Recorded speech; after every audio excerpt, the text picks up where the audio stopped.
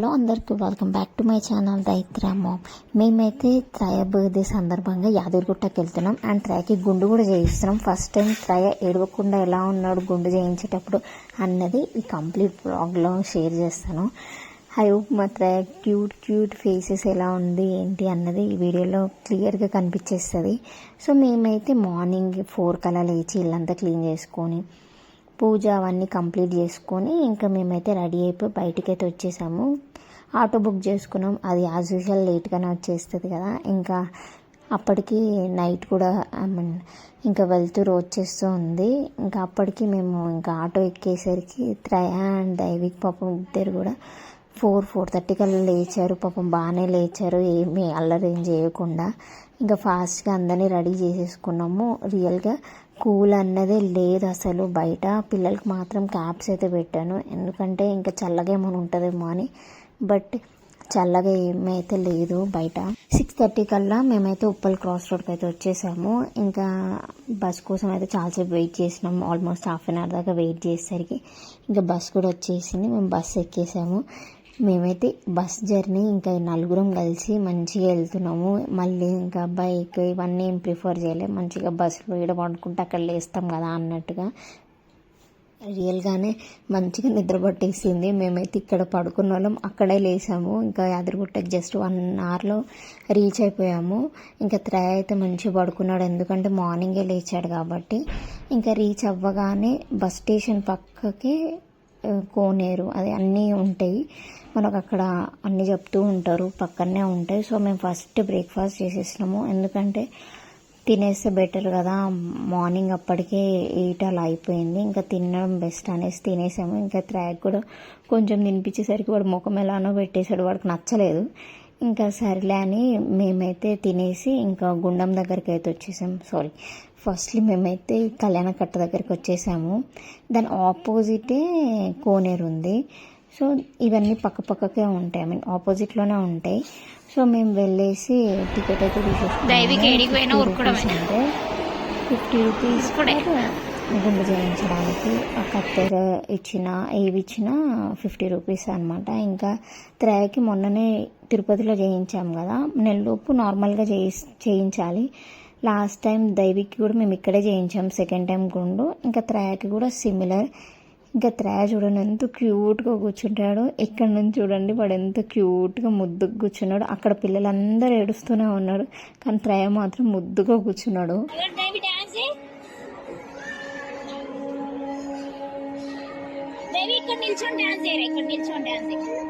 తమ్ముడు కనబడట్లేవు.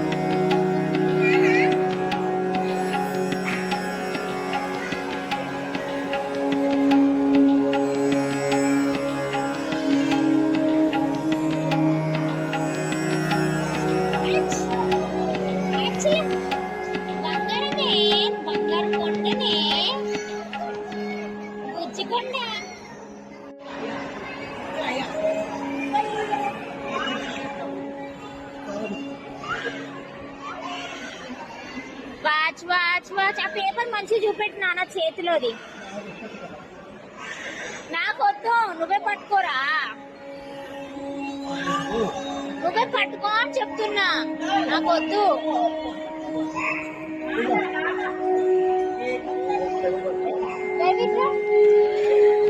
Watch, watch, watch, watch, watch, watch, watch, watch, watch, watch, watch, watch, watch. Ele. Watch, watch, watch.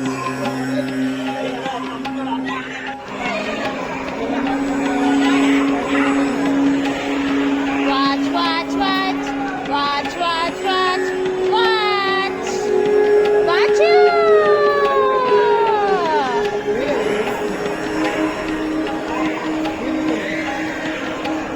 బంగారం ఏది, బంగారం కొండేది, ఇక watch ఏది, నాది తీసేసుకుంటా. అమ్మ నాది, అమ్మ నా వాచ్ తీసేసుకున్నా, నా వాచ్ తీసేసుకున్నా నేను.